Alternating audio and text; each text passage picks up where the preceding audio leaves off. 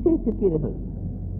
சங்கீத வீசி சுப்பலட்சுமி அவர்கள் தான் சாரீர சம்பத்தை கொண்டு ரொம்ப சிறு பிராயத்தில் இருந்து இன்று வரைக்கும் தென்னாட்டில் ஏராளமான ரசிக கூட்டங்களை பரவசப்படுத்தி இருக்கும் பெரிய தாயகி. வடநாட்டிலும் இவர் பாட்டு நன்றாக ரசிக்கப்பட்டு இருக்கிறது. சென்ற 2-3 வருஷங்களாக மேல் நாட்டுகளுக்கும் விஜயம் செய்து கீர்த்தியின் பூர்த்தியை அடைந்து சங்கீத உதவி இன்டர்நேஷனல் ஸ்தானத்தை பெற்றுகிறார்கள். சுப்பலட்சுமி இந்த அகாடமி கான்பரன்ஸுக்கு பிரசிடண்டாக தேர்ந்தெடுத்தது மிகவும் பொருத்தம். எல்லா வெறிகளுக்கும் வித்வான்களுக்கும் ஆமோதிக்கும்படியானது. வருஷா வருஷம் நடப்பது போல் இவ்வருஷமும் காலை வித்வத் கோஷ்டிகளில் பல சிறந்த நிகழ்ச்சிகளும் நடக்க வேண்டும் என்று நான் விரும்புகிறேன். சங்கீத கையில் எனக்குள்ள அதிர்ச்சியினாலும் உரிமையினாலும் சொல்லுகிறேன்.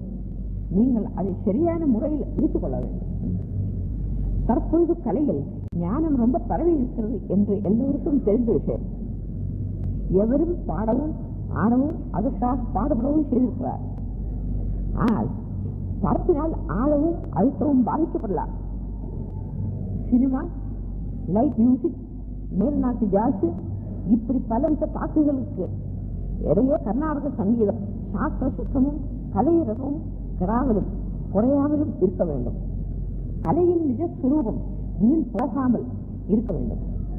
இது இந்த வித்வத் சபைக்கும் இதன் வித்வான்களுக்கும் விருதுகளுக்கும் இருக்கும் பெரும் பொறுப்பு.